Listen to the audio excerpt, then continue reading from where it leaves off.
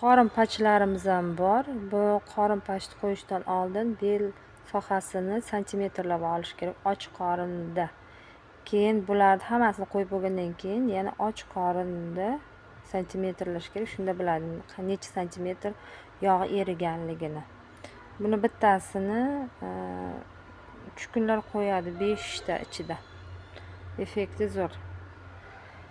Keyin oyoq pach bor, oyoq og'riqlari uchun varikozlarni davolaydi. Avval mana bu damlama bilan vanna qilib oyoqni, keyin oyoq pachdan qo'ysa yaxshi effekt beradi. Bel og'riqlari, yelka og'riqlari uchun shu yog'larimizdan ham bor. Yana qizdiruvchi qorin sohasiga og'riydigan hamma sohaga qo'ysa bo'ladigan pachlarimiz ham bor. Bu ham bel pach, bel og'rig'iga. Keyin mana bunisi tizza pachimizdan ham bor. Vishilkalarimiz bor, juda mustahkam. 10 talik, 8 talik vishilkalarimiz. Ko'z pachlarimiz ko'z og'riganida yoshlanishiga, shamollashini davolab beradi. Bu ko'z pachlarimiz ko'z nurini ham yorqin qilib, yaxshi ko'rishga yordam beradi. Aloykalarimiz bor.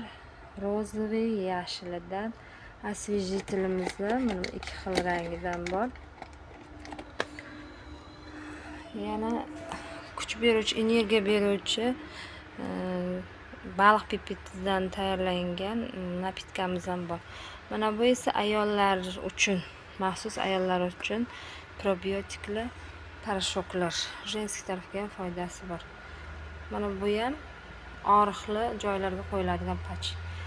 Maskamizni donalab ham sotiladigan variantida. Yuz maskalari, yuzni oqartirib, ajinlarni tortib beradigan maska. Vitamin C bor, ishtahani ochadigan, bo'yni o'stiradigan. Krill o'yinda bunaqa turi bor. Keyin omegamizni baliq yog'idan bo'lgan kapsulalarimiz ham bor. Kalsiyli kollagenimizdan ham bor. Bu uyqu pach uxlolmaydigan insonlarni yostig'iga yoki kiyimga yopishtirib qo'ysa, darhol uyqusi keladi. Keyin krill o'yinlarimiz bor, choylarimiz bor, qora choy, jasmin choy.